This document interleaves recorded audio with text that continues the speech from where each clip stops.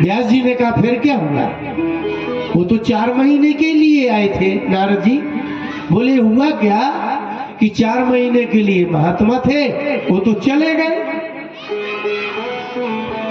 भिक्षुभिर विप्रवशिते विज्ञानादेष्टिभिर्मम। विज्ञानादेष्टिभि भिक्षुभि ज्ञान विज्ञान संपन्न महात्माओं के 4 महीने मैंने सेवा की, वो चले गए। मेरा मन अब कहीं लग नहीं रहा था, लेकिन मेरी एक विघ्न थी माँ। अब मुझे अपनी माँ विघ्न लगने लगी।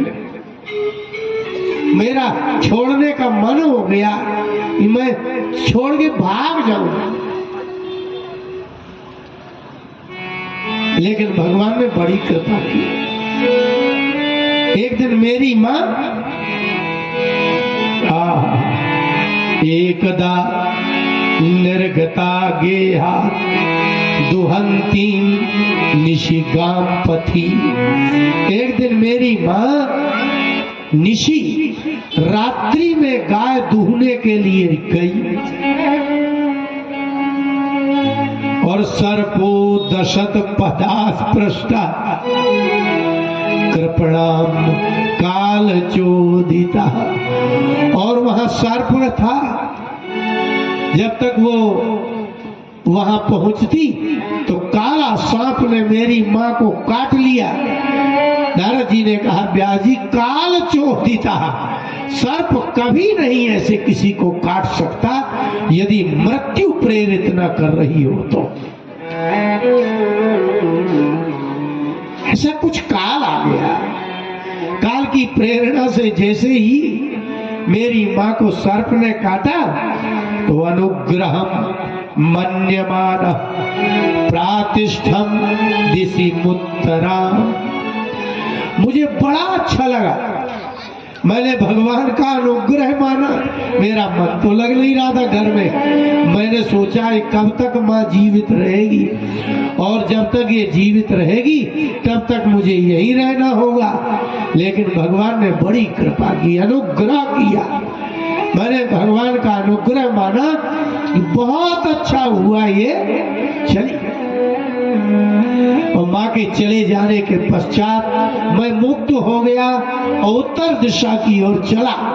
और चला तो चलते चलते चलते चलते एक पीपल के तस्मिन निर्मनुजेरण्ये विप्पलोपस्थ आस्थिता। निर्मनुजेरण्ये, जहाँ कोई मनुष्य नहीं था, उस घोर वन में मैं गया और पीपल के नीचे बैठ गया। थक गया। कैसे? बोले ध्यायतस् चरणाम्भोजम भाव निर्जित चेतसा। मेरे भगवान के प्रति इतने भाव थे कि मेरा मन मेरे पास था। मैंने भगवान का ध्यान करने लगा। एक क्षण के लिए जैसे 2 मेघ वर्षा ऋतु में बिजली तड़कती है, ऐसे मेरे हृदय में प्रकाश हुआ। वो दिखे और वह विलुप्त हो गए। मैंने नेत्र खोले और मुझे लगे कि अब अगर वो नहीं मिलेंगे तो मैं प्राण त्याग दूंगा। मैं जब प्राण त्याग करने के लिए व्यास जी चलने लगा तब आकाशवाणी हुई। आकाशवाणी ने कहा रुको।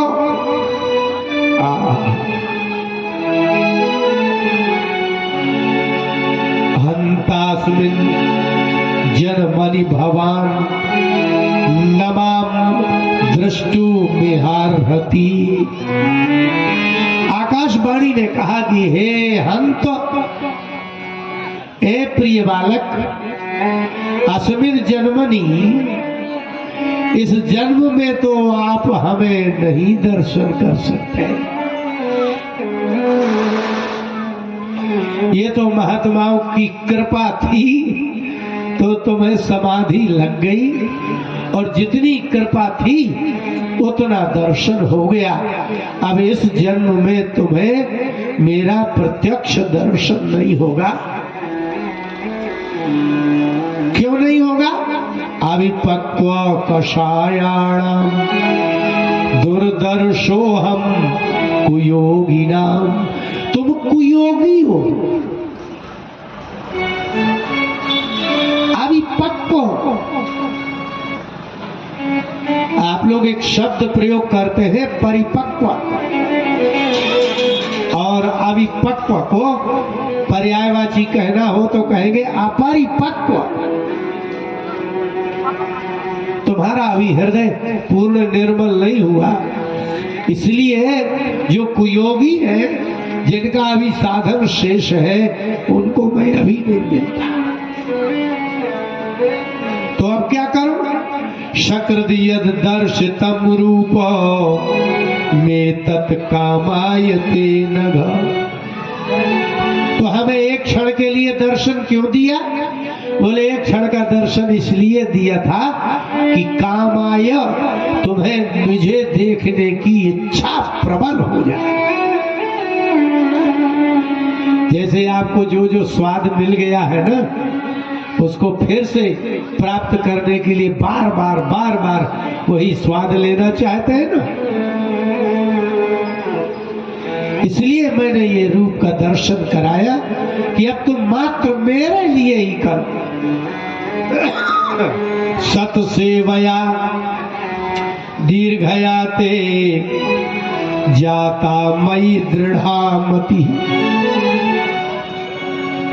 और मेरे प्रति जो तुम्हारी ये बुद्धि हो गई ना, वो सत सेवया, ये सत्पुरुषों की सेवा करने का फल है। इतना तुम्हें दर्शन हो गया,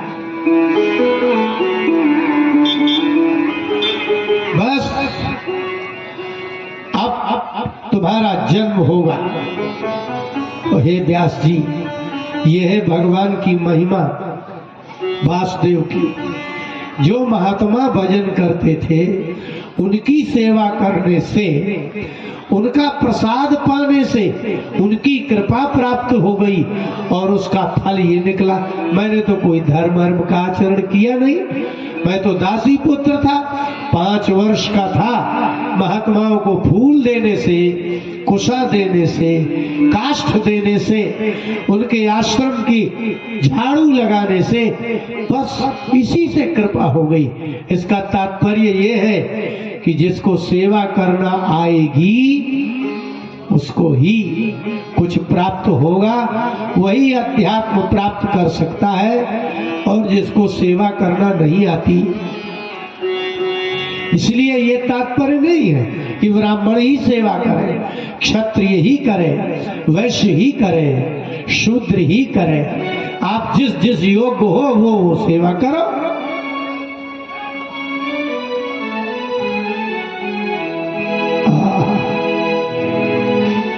इसलिए नारद जी ने कहा, सूत जी ने कहा, हे शौनकादिक ऋषियों, इस संसार में जब भी कुछ प्राप्त होता है ना,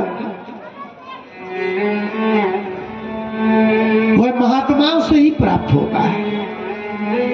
नारद जी ने कहा, व्यास जी, अब आप एक अलग से पुराण लिखो। वो कैसे लिखे? समाधिना नुस्मर तद विचेष्टितम। नारद जी ने कहा, व्यास जी, समाधि में जाओ, समाधि में आंख बंद करो, अनुस्मर, भगवान ने जो जो लीलाएं की है उनका ध्यान करो। तुम्हारे हृदय में जो जो लीला प्रकट हो जाए वो लिख दो। वही है ये श्रीमद् भागवत महापुराण। बोले भक्तवत्सल भगवान की। इसलिए इस ग्रंथ को समझना इतना सरल नहीं है। जैसे वैज्ञानिक की भाषा को समझना कठिन है, ऐसे ही ये समाधि की भाषा है। इसमें जो लिखा है उसको समझना इतना सरल नहीं है। बस गए, एक किताब पढ़ ली, माइक लगा लिया, भजन गा लिए, बैठ गए, हो गई भागवत। ऐसे भागवत नहीं होती। ना वो श्रोता का कुछ होने वाला है जो सुनता है, और वक्ता का भी कुछ होने वाला नहीं है। इसलिए हम कहा करते हैं कि संभलते बने तो, संभलते बने तो। यहाँ देखो रोड से गाड़ी निकलती है, इस तरफ से आपको दिखता नहीं है, इस तरफ का भी नहीं दिखता। अब आपको यदि पार होना हो और दोनों तरफ मत देखो तो क्या हो जाएगा? उसको पता नहीं है कि ये निकल रहा है, तो कोई ना कोई गाड़ी एक्सीडेंट हो जाएगा। तो संभलते बने तो संभल करके चलना, संभलते बने तो संभल करके चलना, संभलते बने तो संभल करके चलना, संभलते बने तो संभल करके चलना। संभलना जानते हैं आप? सीढ़ी से उतरते हो ना, कैसे उतरते? हम आज देख रहे थे, जो छोटा बच्चा जब उस सीढ़ी से उतरा, ऐसे उतर रहा था जैसे रोड में चल रहा हो। फिर उससे बड़े जो जवान लोग थे, न वो बगल में पकड़ रहे थे, न यहाँ पकड़ रहे थे, बात करते उतर गए। लेकिन जब हम उतरे, इस तरफ भी पकड़ा, इस तरफ भी पकड़ा, नीचे भी देखा, चारों तरफ देखा, और धीरे धीरे धीरे धीरे उतरे कि गिर ना जाए। इसी को कहते हैं संभलना। संभल करके चलना, संभलते बने तो संभल करके चलना, संभलते बने तो संभल करके चलना, संभलते बने तो संभल करके चलना। विषय अग्नि में तुम कभी भी न जलना, विषय अग्नि में तुम कभी भी न जलना। विषय माने जाते? आंख का विषय है पिक्चर, कान का विषय है गाना, जीभ का विषय है खाना। अगर इसमें चिपक गए ना तो राख हो जाएगा।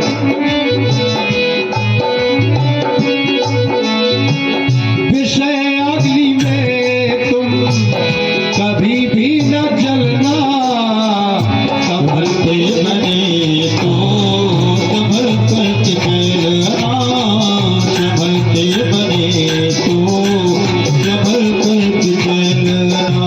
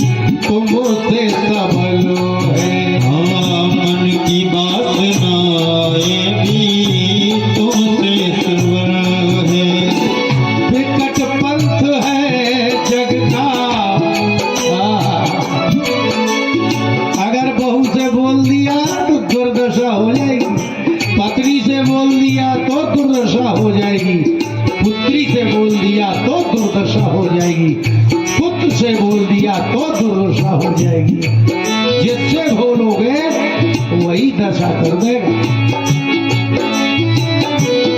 हाँ। विकट पंथ है जग का, संभल करके चलना, संभल के बने तो संभल करके चलना, संभलते बने तो संभल करके चलना। विषय अग्नि में तुम कभी भी न जलाना, विषय अग्नि में तुम कभी भी न जलना, संभलते बने तो संभल करके चलना, संभलते बने तो संभल करके चलना। इसलिए ज्यादा मत खाना, ज्यादा मत देखना, ज्यादा मत बोलना, ज्यादा मत सुनना।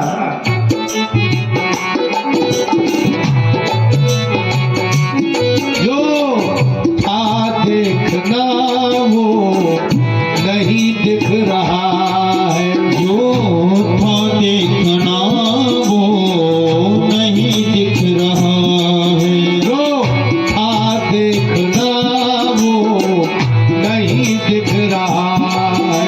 जो था देखना वो नहीं दिख रहा है। ये यही छूट जाएगा, यही दिख रहा है। ये यही छूट जाएगा, यही दिख रहा है। ये यही छूट जाएगा, यही दिख रहा है। ये यही छूट जाएगा, यही दिख रहा है। कांटे ही कांटे हैं, संभल करके चलना, कांटे ही कांटे हैं, संभल करके चलना, कांटे ही कांटे हैं, संभल करके चलना। संभलते बने तो संभल करके चलना, संभलते बने तो संभल करके चलना। विषय अग्नि में तो कभी भी न जलना, संभलते बने तो संभल करके चलना, संभलते बने तो संभल करके चलना। ये तन भी तुम्हारा नहीं साथ देगा, ये तन भी तुम्हारा नहीं साथ देगा। बीमार हो जाएंगे, खेल खत्म, लोटा रख जाएंगे, दवाई रख जाएंगे। और यदि आपको खाने के बाद शौच ज्यादा होने लगेगा ना, तो आपको रोटी और दलिया भी नहीं देंगे। बोले क्यों? बोले मत देना, दादाजी को लैट्रिन ज्यादा होती है, भूखे मर जाओ।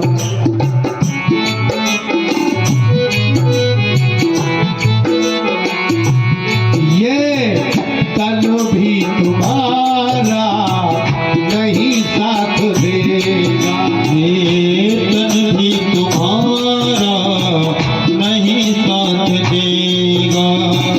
डूबते हुए को कोई नहीं हाथ देगा। हाँ, डूबते हुए को कोई नहीं हाथ देगा। इसलिए लोग हाथ नहीं देते कि ये खींच गले, पता चले हम भी डूब गए। डूबते हुए को कोई नहीं हाथ देगा। हाँ, डूबते हुए को कोई नहीं हाथ देगा। यही कुछ समझ करके चलना, और यही कुछ समझ करके चलना, यही कुछ समझ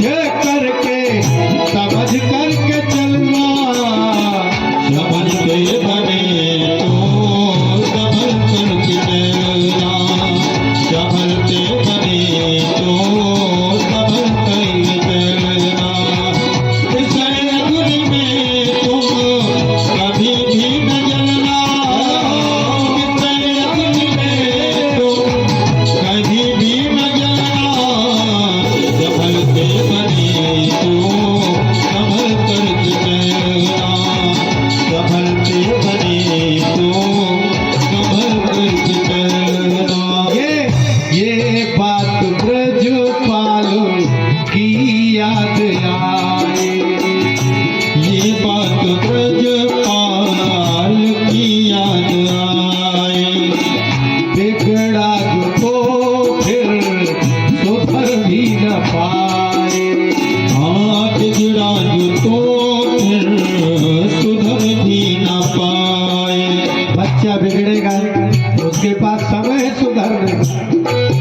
कोई जवान बिगड़ेगा तो सुधरेगा, और यदि बुढ़ापे में पैर टूटा तो डॉक्टर क्या कहता है,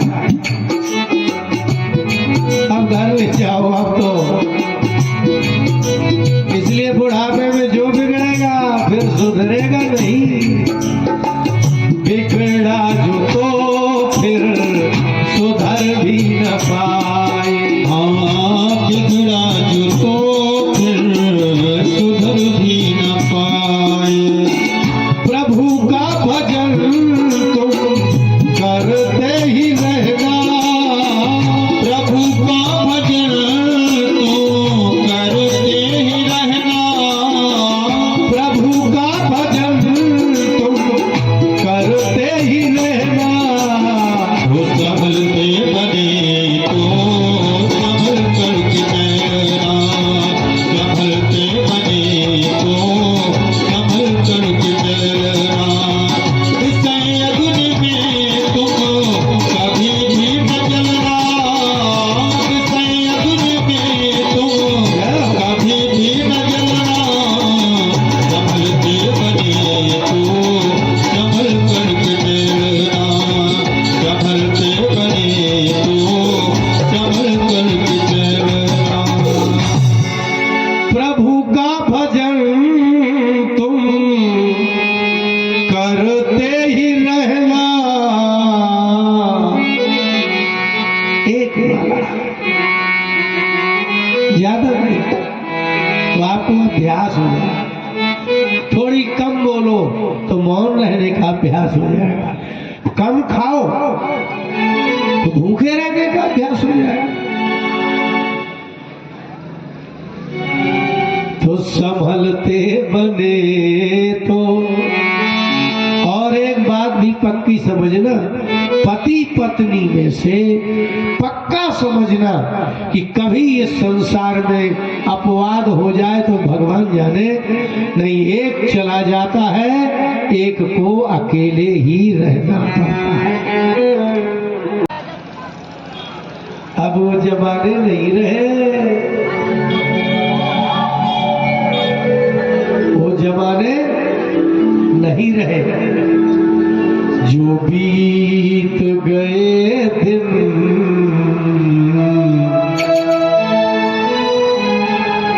जो बीत गए दिन, वो जमाने नहीं आते।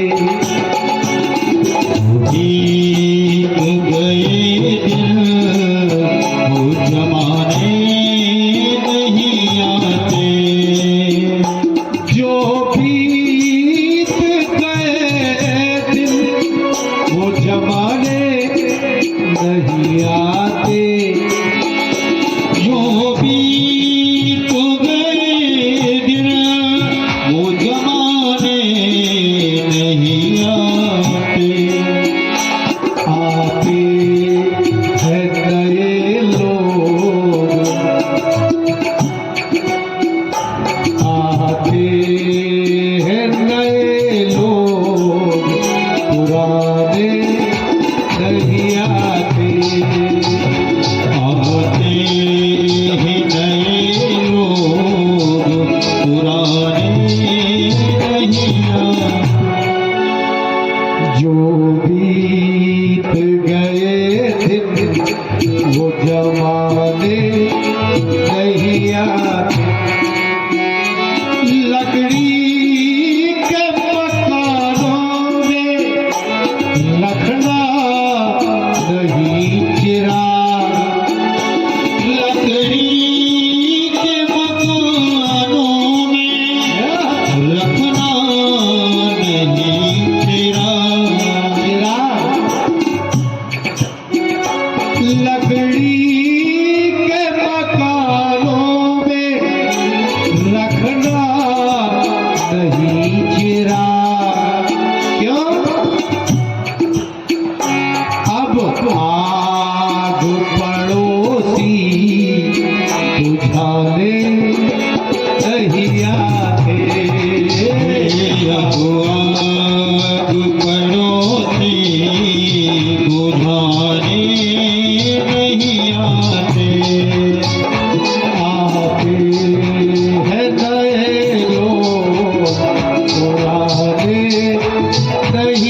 याद। पहले जो कहा करते थे बताओ कि क्या करे। पहले जो कहा करते थे बताओ कि क्या करें। ये बहू सास से अभी पूछती है मम्मी क्या बना लूं।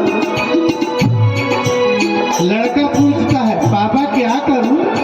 पहले जो पूछते थे बताओ कि क्या करें। अब ये ही कोई बात बता दे नहीं आते। अब ये कोई बात बताने नहीं आते। आते हैं नए लोग पुराने नहीं आते।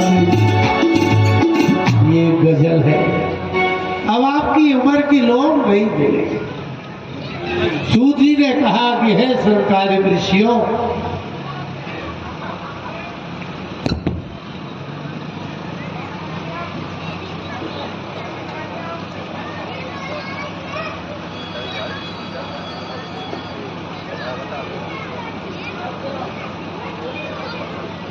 आ गई।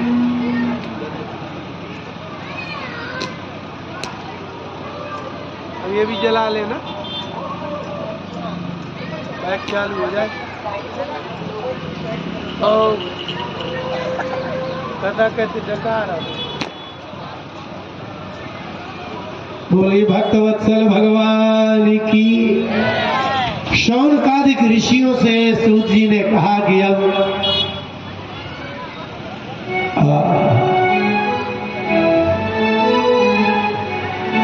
परीक्षितोथ राजर्षेर जन्म कर्म विलापनम संस्थाम च पांडुपुत्राणाम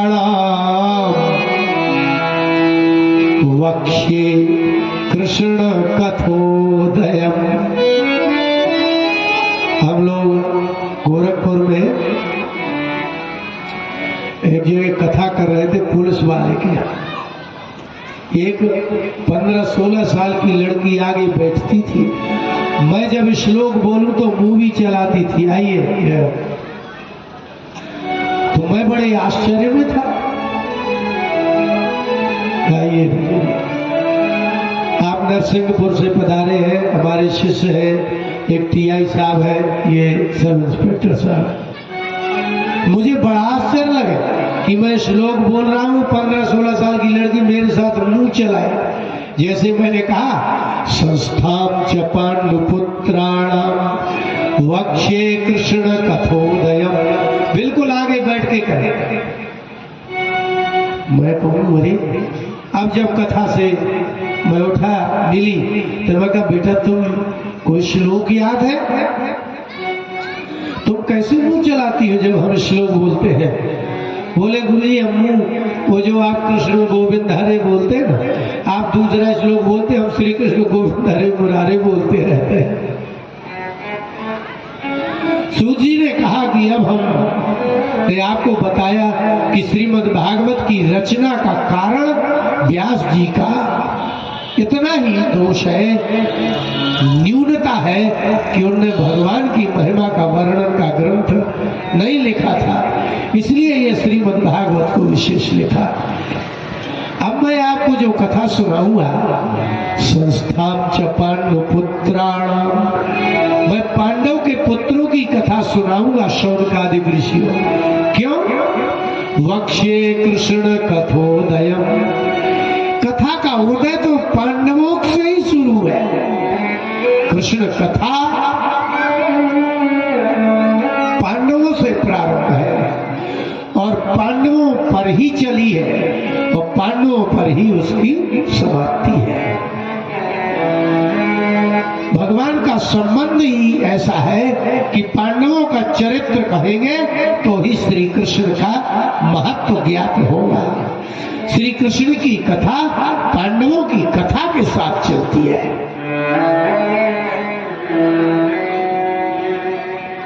सूत जी ने कहा कि हम आपको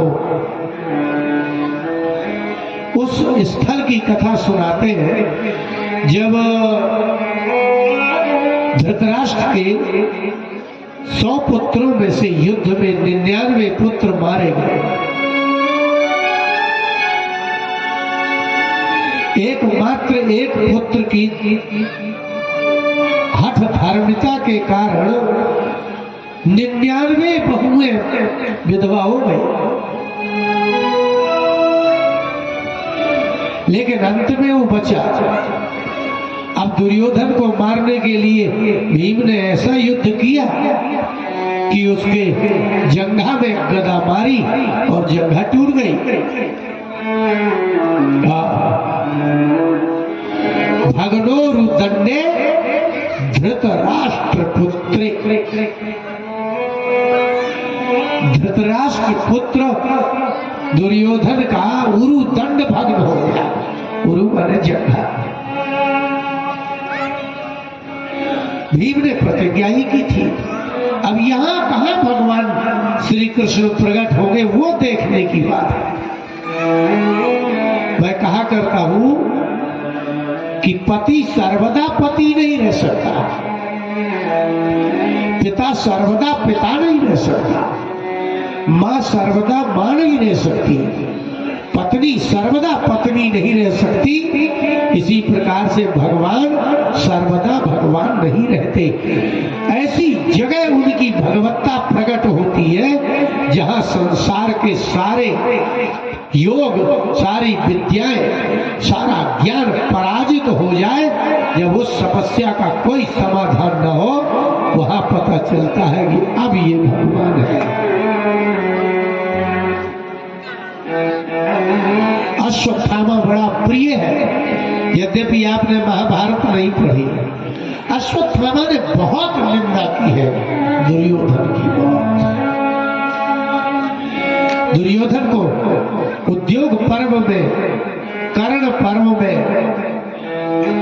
और जब गौओं को लेने विराट नगर गए थे वहां अश्वत्थामा ने कहा कि दुर्योधन, हमारे जैसा वीर पुरुष भी तुम्हारा संग करके निर्लज्ज की भांति मृत्यु होगी हमारी। क्यों? बोले ये क्षत्रिय का गुण नहीं है कि किसी को धोखा दे करके धन लिया जाए। क्षत्रिय युद्ध में पराजित करके शत्रु को जो धन लाता है वही धन प्रशंसनीय है। अपने भाइयों को धोखा दे करके एकत्रित किया गया धन एक क्षत्रिय के योग्य नहीं है। लेकिन ठीक है, अश्वत्थामा गए और शिविर में जाकर के 5 पांडवों को सिर लाने थे, लेकिन अंधेरा था, संयोग था। 5 पांडव जिस शिविर में प्रतिदिन सोते थे उस शिविर में आज वो 5 पांडव नहीं सोए।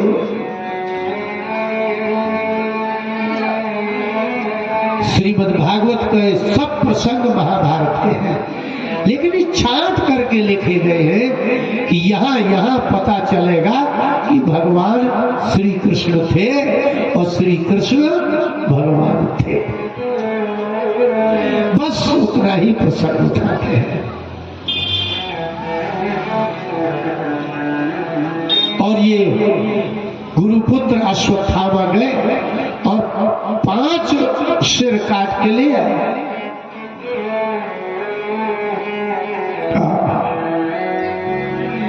और जब वहां दुर्योधन को समर्पित किए, दुर्योधन बहुत दुखी हुआ। दुर्योधन ने कहा ये अच्छा नहीं किया तुमने।